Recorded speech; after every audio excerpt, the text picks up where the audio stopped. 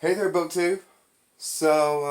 Noah, I'm out here to put some more content out there. Um, there's been uh, you know, uh, some interest in William Blake expressed on my channel. I expressed it first with my favorite authors tag. William Blake is right there in my top five for sure. And I love William Blake. And when I found William Blake, I fell into William Blake, fully. It's amazing stuff. So, Lucas, at Totally Pretentious, thank you, brother. You have inspired this idea. So I'm doing a beginner's guide to William Blake. Who has no experience with William Blake? Where do you start? And most people have had some experience with William Blake just back in school. You have read or come in contact with stuff like the Songs of Innocence and the Songs of Experience. So these are short works. This is the first illuminated manuscript that Blake did. Now, he developed his own printing style.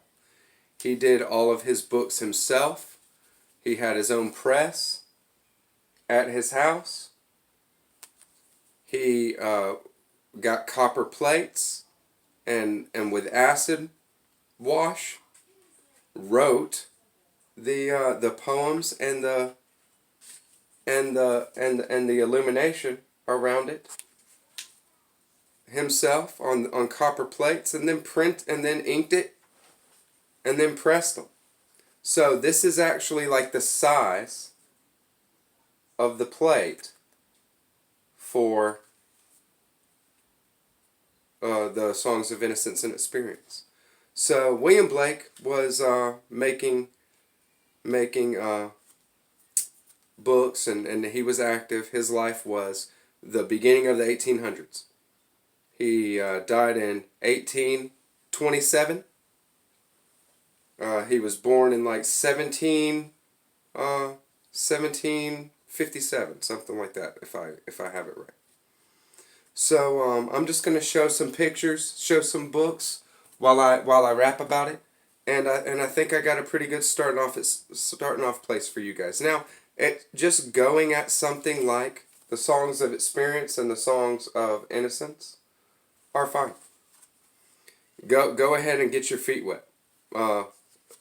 William Blake was a master of the language. But with William Blake, everything is very deep. There's a lot of allusion in William Blake's writing. Mostly, what's alluded to is the Bible.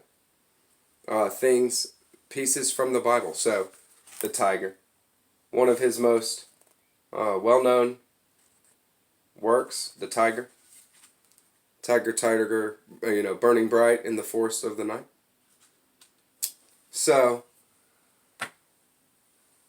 one of the best places to start to really get into Blake is to get yourself a copy of Songs of Innocence and Experience, for sure. And then there is a guy that is named Christopher Rowland. He wrote this book, Blake and the Bible. This is a book that was written off of lectures that he did at Yale. So, he is the Dean Ireland Professor of the Exegesis of Holy Scripture at the University of Oxford. Here's a picture of him.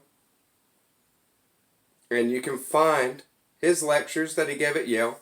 It was a lecture series called the Schaeffer Lectures. They do it every 2 years, do the Schaeffer Lectures. And you want to find the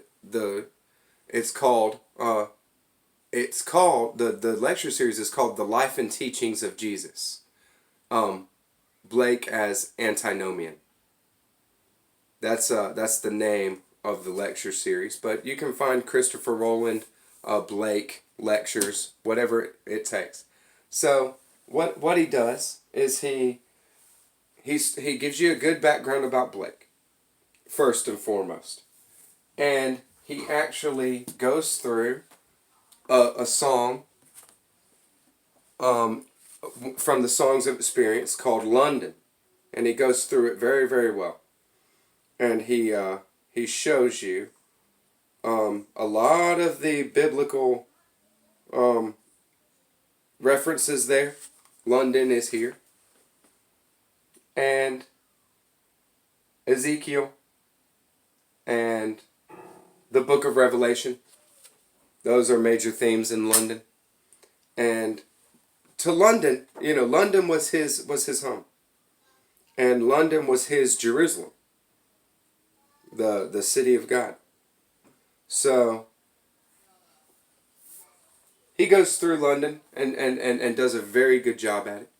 He looks at a picture of the Nativity, which is just a picture that William Blake does. The Nativity scene. And you get a sense from that one how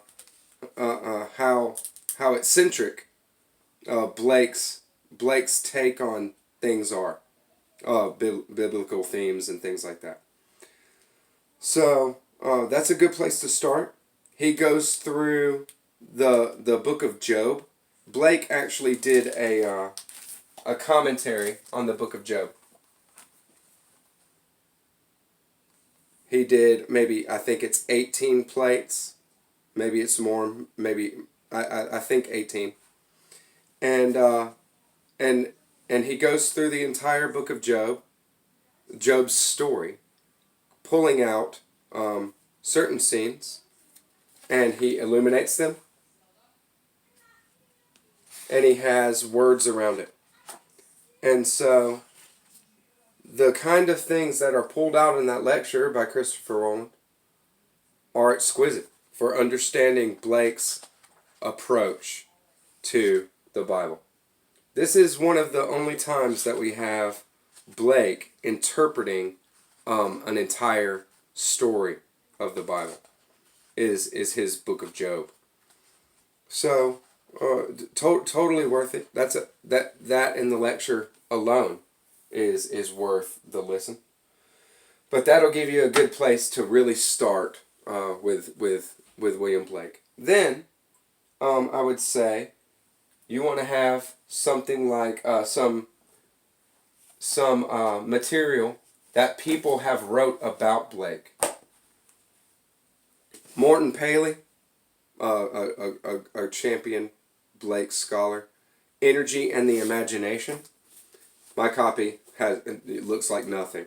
No dust jacket, no nothing. This is a former library copy. Energy and the Imagination, a study of the development of Blake's thought by Morton Paley. It's a perfect place to start to get an idea of William Blake's thinking and how he saw things. Now it goes through some of the poems here, and none less than some of the songs of innocence and experience, and also the book of Job. They do great to show what he gets toward, and also the marriage of heaven and hell. The marriage of heaven and hell is an amazing work. It's something that's very early in Blake's writing. Not as early as the songs of innocence and experience, of course, but right after. In the marriage of heaven and hell, he puts himself up against the popular religion of the day. And Blake was nothing if not a dissenter. He did not, respect authority just for the sake of authority, and he did not adhere to the popular understanding and exoteric teaching of Scripture. It was all personal for him. He was very mystic in his approach to things. So, with that being said, one of the things you want to work yourself up toward, and the Blake Society, there's a society in England called the William Blake Society. They've put out wonderful editions of all of William Blake's work. And You wanna check them out on YouTube. There's readings through of a lot of his work. Wonderful readings. There's lectures on William Blake. Listen to some. And then really just listen to once you get a good idea of what Blake's coming from. Listen to those 3 Christopher Rowland lectures from Yale. Once you get a good idea of where Blake's coming from, you want to tackle Jerusalem, emanation of the giant Albion. That will get you firmly there. So Jerusalem, emanation of the giant Albion is right here. It's an amazing work, and I listened to it being read over and over before I tried to read through it, make sense out of it, get somewhere with it. It's fantastic, and you can listen to it, and you can and just take it as it is, and then it's some of it's not going to make sense, but the story is so good. You'll go just right along through it, even though you don't understand all of what's being referenced, because it's firmly in William Blake's mythology that he has created, and it has analogs to our real our real life, our current state. But he was writing a spiritual mythology, not a historical anything. So when I first was trying to approach Jerusalem, I found the first commentary on Jerusalem. This is Joseph Whitstead's commentary on Jerusalem. This is the first Trianon Press is who did this. These are the guys that were in charge of the William Blake Trust, which now is the force behind the William Blake Society. And this commentary here goes plate by plate. Goes, just one plate after the other. Jerusalem is 100 plates. It's 100 pages long. And some of the plates don't even, have writing on them. Some plates are all writing. So you can actually, if you just sit down and read this thing, you can read it through in an hour. No problem. It'll take multiple times of you getting to it to really get to where you understand everything that's being said. But that's why I said, you don't start off with Jerusalem. But when you do,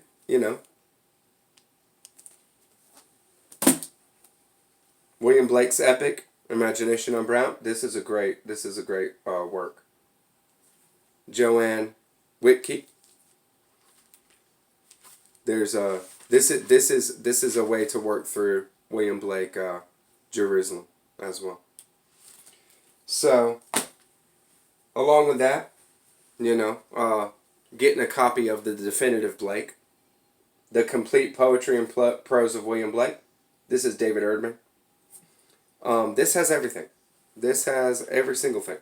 You can start from the beginning, and you get his first little books that he made.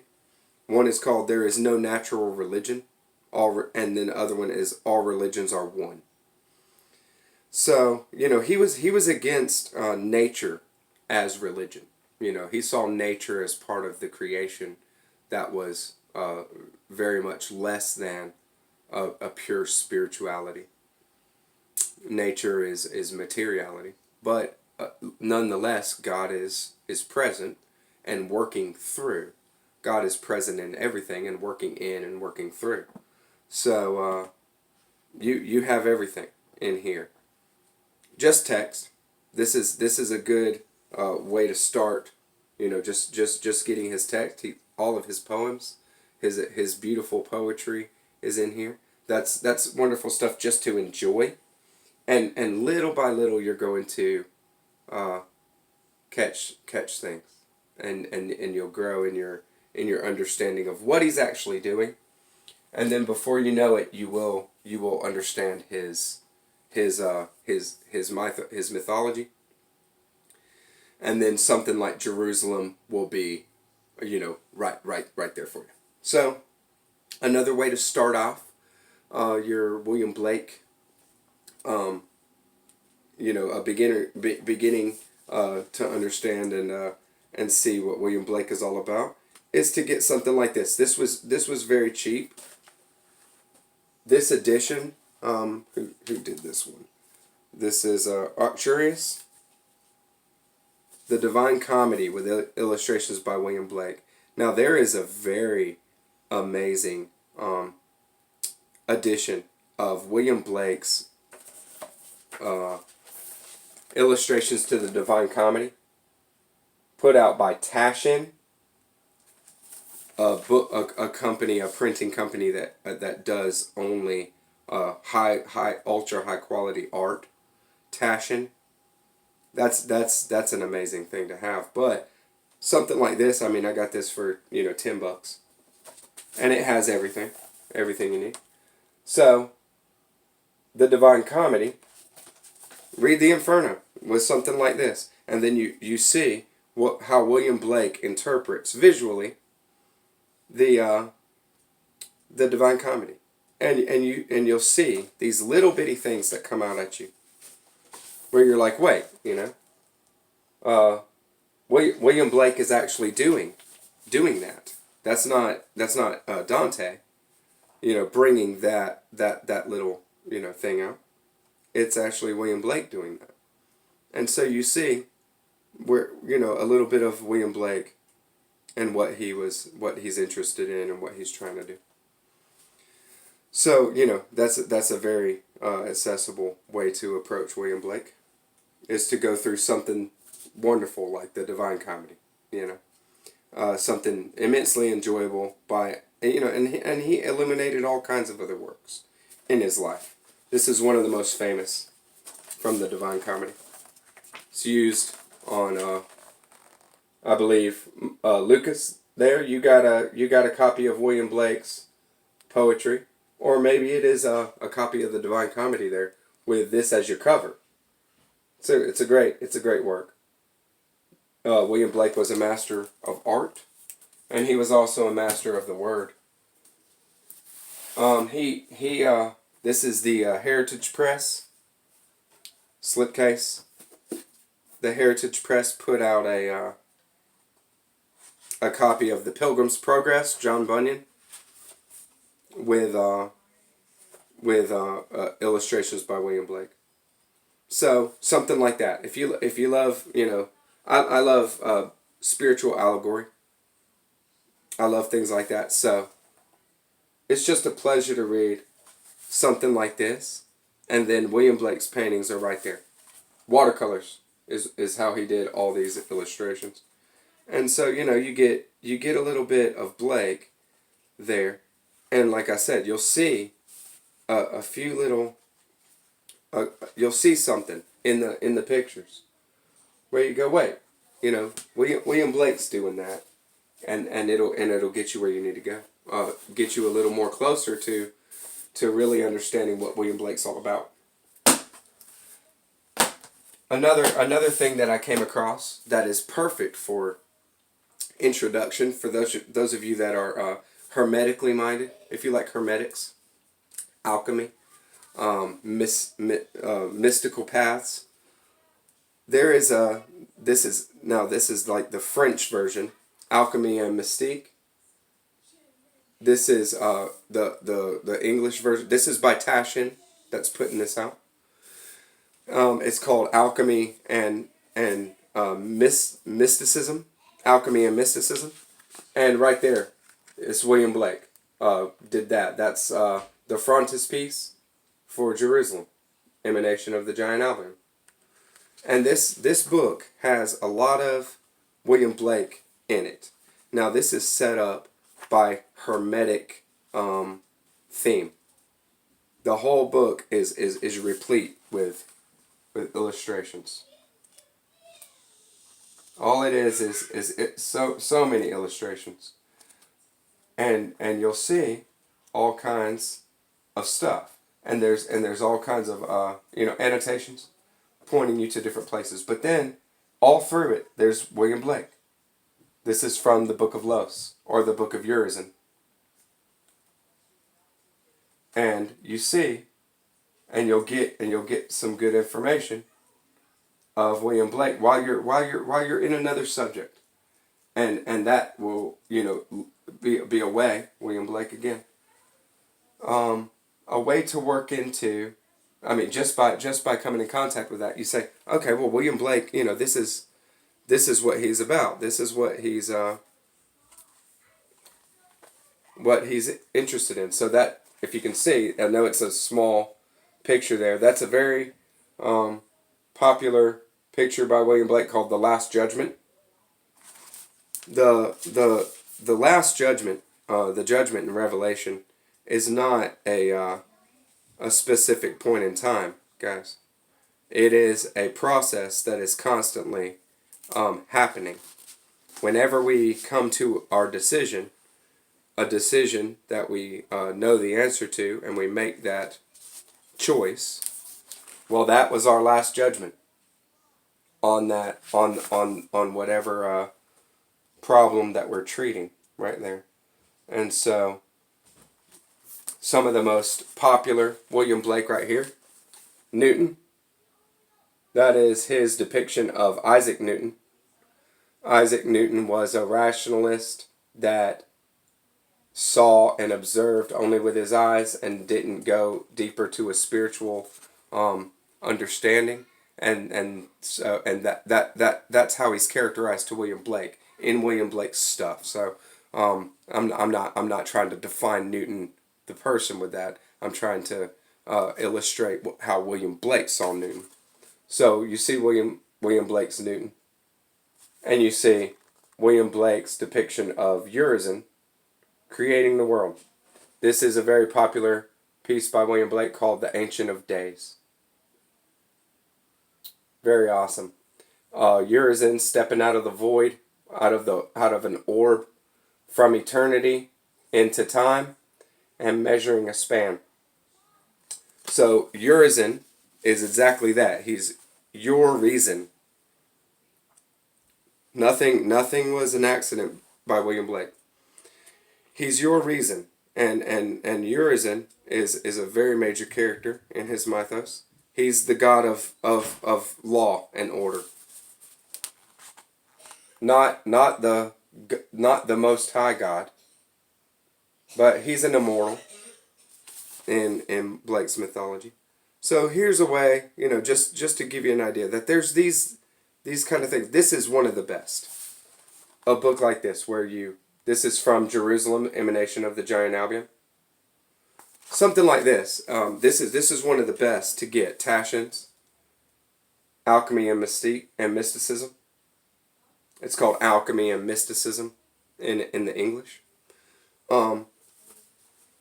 This will actually be one of the most effective books to start off working into William Blake's ideas, because there's so much. It's by theme and it's by idea that you come in contact with his paintings and with his stuff, and so you gain so much in understanding what William Blake was about. So but if you want everything by William Blake, it's not hard to get everything. Here's everything in text. And here is everything. This is the complete graphic works of William Blake. And here, this is everything that he drew. That is a picture. So this, along with that David Erdman, complete poetry and prose, that's everything. That's everything that he did. David Bindman did this. It can be found. Probably cost me, maybe close to $100 for that one. It's not in print anymore. So once you're on your way, and get a good idea of where William Blake is, like that. Then Jerusalem, then Milton. His book Milton is amazing, but you need some understanding of Blake before you tackle something like that. And the Four Zoas. He was working on an illuminated manuscript when he died, called the Four Zoas, Vala, the Four Zoas. So I wouldn't recommend starting off with that kind of thing, but you'll be there soon enough. I hope that this helped, guys. When it comes down to it, William Blake, you can start just by reading the Word. He's such a beautiful writer. His poetry is second to none. For getting into his thinking, Christopher Rowland's Schaeffer lectures, the life and teachings of Jesus, according to the works of William Blake. That is a wonderful, easy listen. They're on YouTube. There's 3 lectures, 1 hour apiece, and you'll work into a number of things that William Blake did. And then just go ahead and if you can find it, here. I mean, this is not a work that's hard to find. This is great for the start of getting into William Blake. And then once you're there, once you're at that point, I think you're pretty good to just start on YouTube, the William Blake Society. Listen to Jerusalem. Listen to it. It's read in very dramatic form. It's kind of long in that, but they got it on there in pieces. So listen and experience it, and then get yourself a copy of it. Look at it, and while you're listening, look at the plates. Look at the different pictures that accompany the plates, because the words in the pictures together is what Blake did. It wasn't about the words only, and it wasn't about the pictures only. It was word and picture together. So I hope you enjoyed this, guys. Thank you for joining me. Hope this leads you into the right thing. I'm going to link Christopher Rowland's lectures down below. I'll go ahead and link Jerusalem, Emanation of the Giant Albion, read by the Blake Society. They do a great job. I'll go ahead and link to Lucas, Totally Pretentious. He's the impetus for this video.